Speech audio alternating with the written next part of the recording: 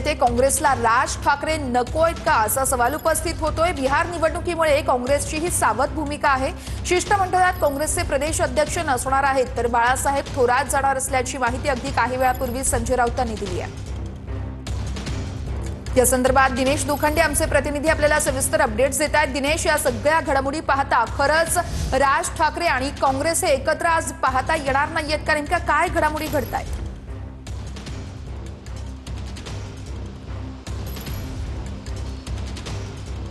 बघा, राज्यातील मवियाचे नेते आज राज्य निवडणूक आयोगाची भेट घेत आहेत। मतदार याद्यांमधला घोळ, मतदारांची पुनर्रचना किंवा मतदार याद्यांमधले त्यांचे काही संशय, असे अनेक मुद्दे आहेत। या पार्श्वभूमीवर मवियाचे नेते आज राज्य निवडणूक आयोगाची भेट घेत आहेत आणि या शिष्टमंडळात मनसे अध्यक्ष राज ठाकरे यांचाही समावेश आहे। खरं तर या शिष्टमंडळात मुख्यमंत्री देवेंद्र फडणवीस यांनीही सहभागी व्हावं असं त्यांना आमंत्रण दिल्याचं संजय राऊत यांनीही सांगितलं होतं। पण आता जी माहिती या सगळ्या घडामोडींमधली समोर येते, अत्यंत महत्त्वाची आणि महाराष्ट्राच्या राजकारणातली ही या घडीची मोठी बातमी असं म्हणता येईल की बिहार निवडणुकांच्या पार्श्वभूमीवर काँग्रेस पक्ष, जो राष्ट्रीय पक्ष आहे, तो अत्यंत सावध झालेला आहे आणि काँग्रेसला आता राज ठाकरेंची सोबत नको आहे किंवा राज ठाकरे आपल्या सोबत नको आहेत, महाविकास आघाडीत राज ठाकरे नको आहेत अशी खात्रीलायक सूत्रांकडून माहिती मिळते आहे।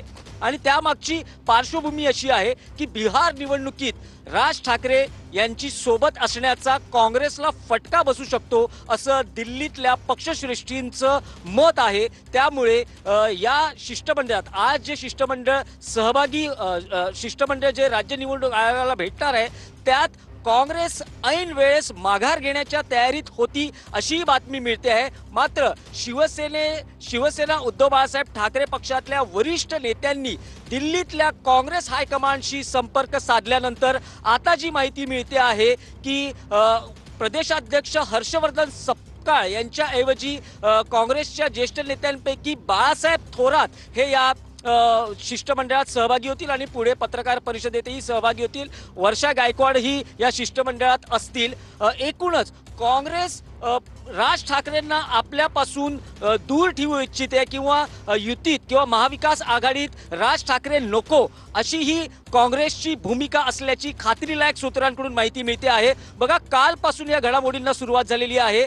सर्वात आधी प्रदेशाध्यक्ष हर्षवर्धन सपकाळ यांनी भूमिका मांडली होती की राज ठाकरेंना मवियात घ्यायचं की नाही या बाबतीतला निर्णय दिल्लीत होईल। त्यावर संजय राऊत यांची प्रतिक्रिया आली होती की महाराष्ट्रातले निर्णय हे महाराष्ट्रात होतात, भले काँग्रेसचे हायकमांड किंवा पक्षश्रेष्ठी दिल्लीत असतील, त्यांचा निर्णय दिल्लीत होत असला तरी आमची हायकमांडशी राहुल गांधी, केसी वेणुगोपाल यांच्याची चर्चा सुरू आहे आणि राज ठाकरे यांना आपल्यासोबत घेता येऊ शकतं का याची चाचपणी सुरू आहे। पण त्यांनी एक ब्रेकिंग न्यूजही दिली होती की स्वतः राज ठाकरे यांची इच्छा आहे की काँग्रेसला स्थानिक स्वराज्य संस्थांच्या निवडणुकांमध्ये आपल्याला सोबत घ्यायला हवं, कारण काँग्रेस ही महाराष्ट्रातला महत्त्वाचा पक्ष आहे। यावर मनसेतूनही प्रतिक्रिया आली होती की मनसेची भूमिका ही राज ठाकरे ठरवतात, पक्षाचे नेते प्रवक्ते ती भूमिका मांडतात, ही भूमिका जी आहे ती स्वतः राज ठाकरे घेतील। या सगळ्या पूर्ण घडामोडींच्या पार्श्वभूमीवर आता एक बातमी समोर येते आहे की